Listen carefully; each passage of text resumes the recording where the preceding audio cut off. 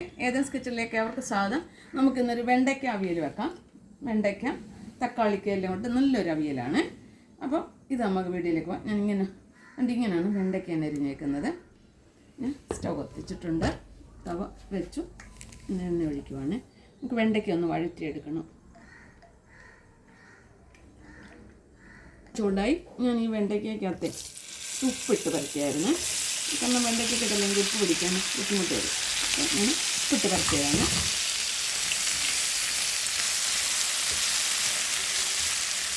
നമ്മുടെ വെണ്ടയ്ക്കൊക്കെ ഒന്ന് മൂത്തിട്ടുണ്ട്. ആ പച്ചപ്പങ്ങ് മാറിയ കിളുകിളിപ്പ്, അല്ലെങ്കിൽ പിന്നെ ഇങ്ങനെ കിളുകളാന്നിരിക്കും.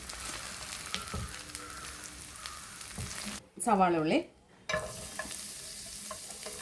ഇന്നലെ പച്ചക്കറി മേടിച്ചോ കിട്ടി വെച്ച പച്ചക്കറി മേടിച്ചപ്പോൾ കിട്ടിയ വെണ്ടയ്ക്കാണ്. അപ്പോൾ ഞാൻ മേടിച്ച് ഇന്നത് കറിയാവുമല്ലോ.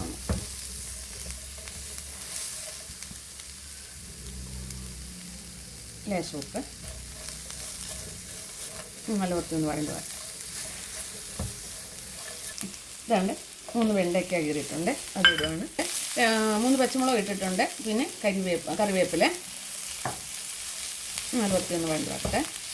ഒത്തിരി മൂക്കണ്ട, കറക്കണ്ട. എന്നാൽ ഈ പച്ച സവാളകളുടെ പച്ചയൊന്ന് മാറി കിട്ടണം. നല്ല ഈ തക്കാളിക്ക് ഇങ്ങോട്ട് വീണം നീളത്തിലരിഞ്ഞാണ് ഇതിനകത്ത് കിടന്നത്. ലേശം മഞ്ഞൾപ്പൊടി,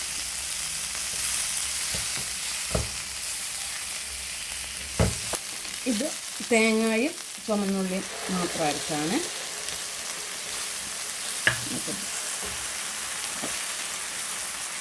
ലേശം ജീരകപ്പൊടി.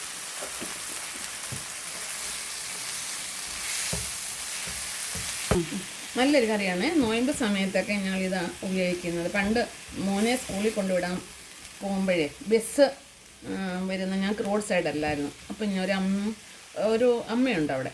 അമ്മയുടെ വീടിൻ്റെ അവിടെ നിൽക്കും, ബസ് ഇറക്കും. അപ്പം അമ്മയും അച്ഛനും മാത്രമേ ഉള്ളൂ അവിടെ. അപ്പം ഞാൻ അമ്മയോട് ചോദിക്കും, അമ്മ എന്തോ അമ്മ ഇന്ന് കറി വെച്ചേ?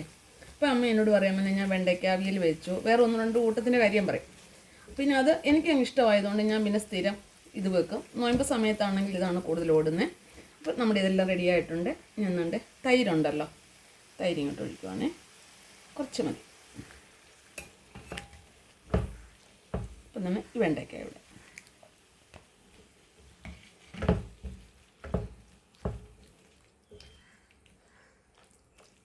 തേങ്ങ മാത്രം അരച്ചെടുക്കാം. പക്ഷേ തേങ്ങ ഇപ്പം കുറവായ അതുകൊണ്ടാണ് ഞാൻ തേങ്ങ കുറച്ചിട്ടിച്ച് തൈരെടുത്ത്. അപ്പോൾ ഇച്ചിരി പുളിയെല്ലാം കൂടെ കിട്ടുമല്ലോ. തക്കാളിക്കയുടെ പുളി മാത്രം പോരാല്ലോ.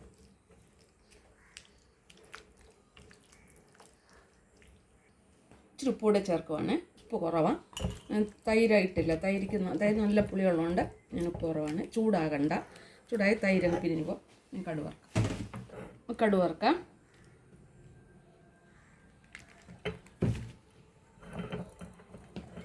എണ്ണ ചൂടായി കടുകിടുവാണ്. പച്ചമുളക്,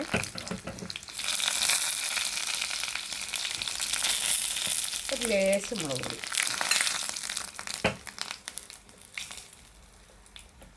തവയ്ക്കകത്തിട്ട് നോക്കിയായിരുന്നു.